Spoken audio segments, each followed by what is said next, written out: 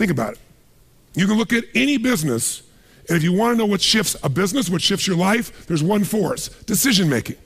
Decision-making is the force that shapes destiny, personal, corporate, business destiny.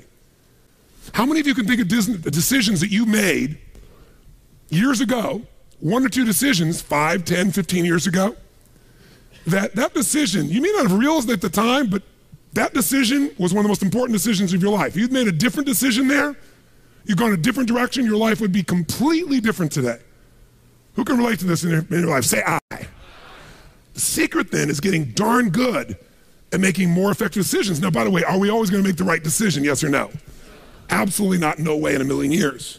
But most people don't have the guts to make the tough decisions because they want to make the right decision, so they make no decision. And that's a decision.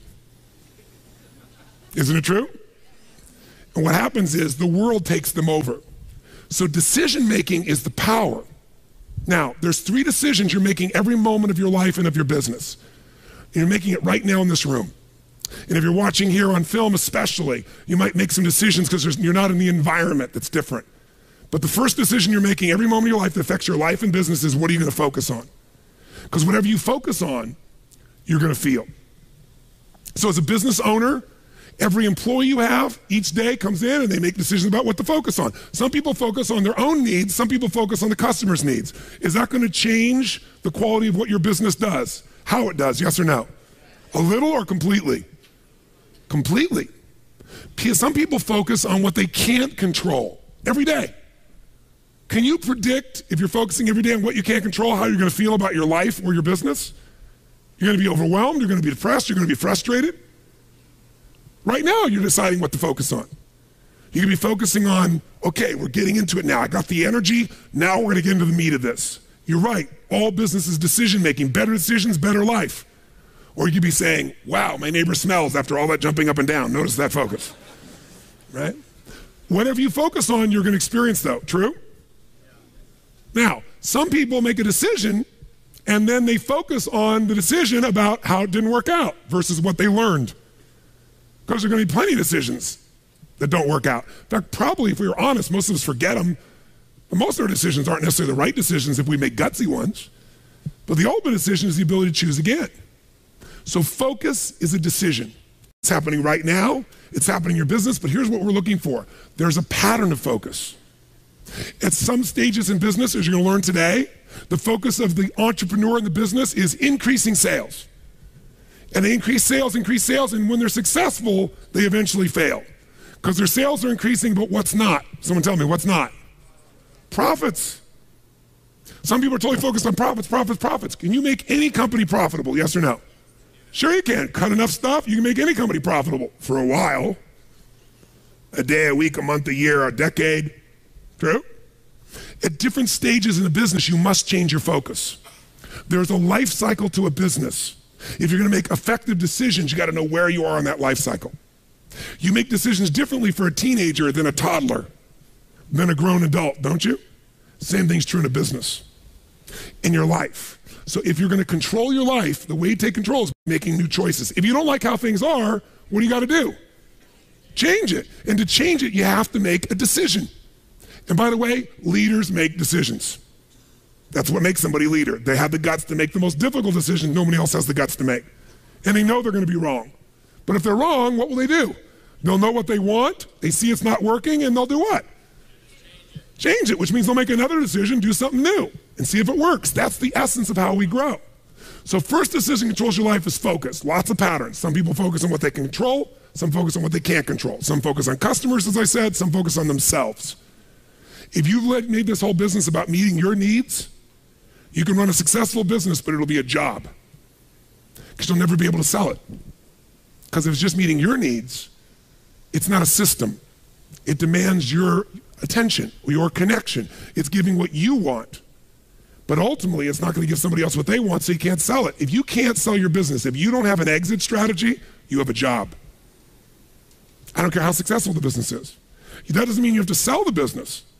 But one of the most important decisions you make in business is, ultimately, if I was going to sell this, if I chose to, I have to know who would I sell this to so that I have long-term value, not just an income along the way. I have this critical mass hit. I get a multiple of my business. And most people don't have a clear exit strategy. They think, I'll come up with that someday. You gotta start with that end in mind. That's gotta be part of your focus if you're gonna be successful in your business. I can remember a gentleman who's built CAA in Hollywood. It was the largest, most successful agency, right? Michael Ovitz, remember that name? He put together Nike and Coca-Cola and these billion-dollar deals. And eventually, Mike Ovitz went to go sell that business. He never thought through an exit strategy, and he got almost nothing for it. Because the laws prevented him from selling it to a studio. He had to sell it to some of his employees for pennies on its real value. Now, Mike found a way to make money later on in another place off of Disney. But the bottom line is, the guy didn't have an exit strategy. Even though it was brilliant, made lots of money, in the end didn't get the value. Focus. Your first decision is, what are you going to focus on? Second decision, the minute you focus on something, you're going to feel it. So if you focus on, oh my God, the economy's coming apart. My industry's, people are not buying my product or service. They're shutting it down. Consumers are not spending the money. Is that going to affect your state? Yes or no?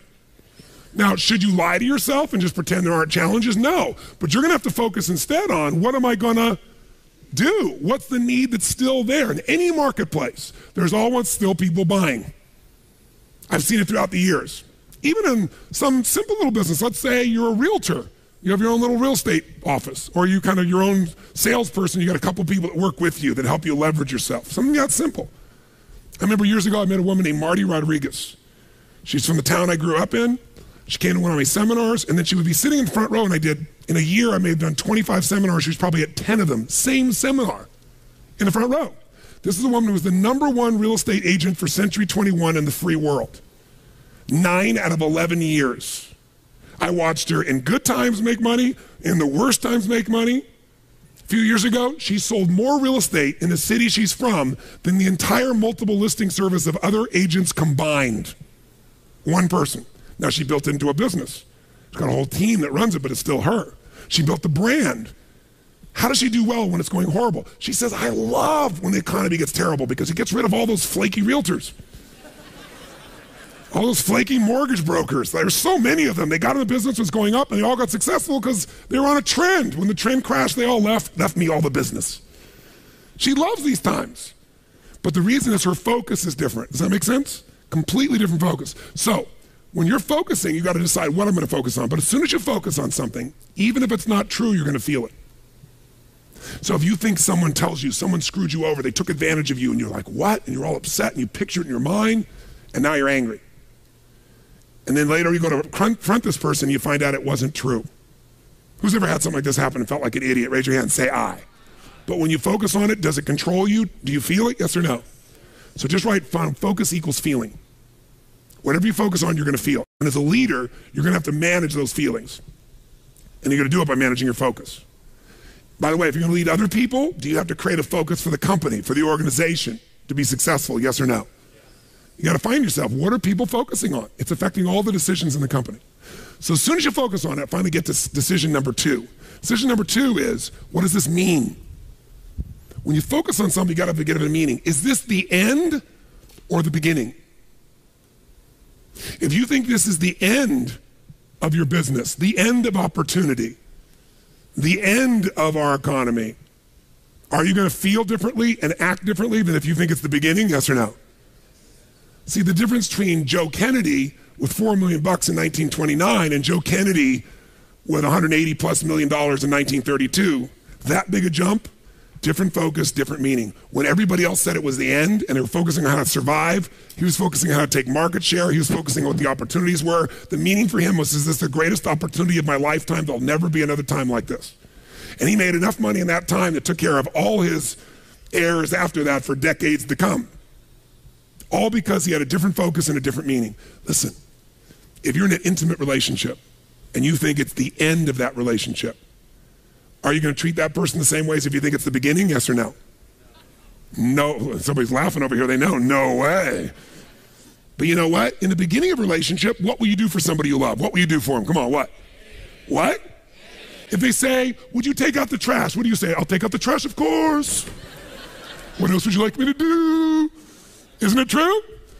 After 3 or 4 years, they say, or 5 or 7, they go, will you take out the trash? Person goes, what do I look like, your janitor? And they go, I don't know what it is. We don't seem to have the same attraction. I don't know what happened. Here's what I tell people. Treat people at the end of the relationship like it's the beginning and there won't be an end. And that's not just your intimate relationship. What if your customers, what if you fell in love with your customers, with your clients, more than your product, more than your company? If your entire life was about meeting their needs, if you would do what for your customers and clients, you would do what? If you love your customers and clients, you do anything, guess what? They're gonna love you. But most people love their customers and clients as long as they buy from them, do what they want, respond to them. And when they don't, they go, that's the end. You want clients for life, not just customers? Fall in love with them. It's a different focus, isn't it? It's a different meaning. And that creates a different life because you make decisions differently from that place. There's another meaning. You know, is this punishment in my business? Am I being punished by God? Or am I being challenged? Or is this actually a gift what I'm facing right now? Whatever meaning you give controls what you feel. And what you feel controls the third decision. What are you going to do? Right? The minute you give it a meaning, you get a feeling. When you get a feeling, you're going to do something. You're going to take action. You're going to pull back. A whole economy is driven by this. People start focusing on, oh my God, maybe this is going to go on forever. Maybe I'm not going to get what I need. This might be the end of the way things are. I better pull in my reins. I better not spend this money. I better not take any action. And it becomes a self-fulfilling prophecy. How many know what I'm talking about here? So decision-making is your power. You want to change your business? Think about whatever's changed your business in the past. I guarantee you what's changed your business is some decisions you made. You made some decisions that shifted your business in a radical way, changed things in a way that shifted the game for you.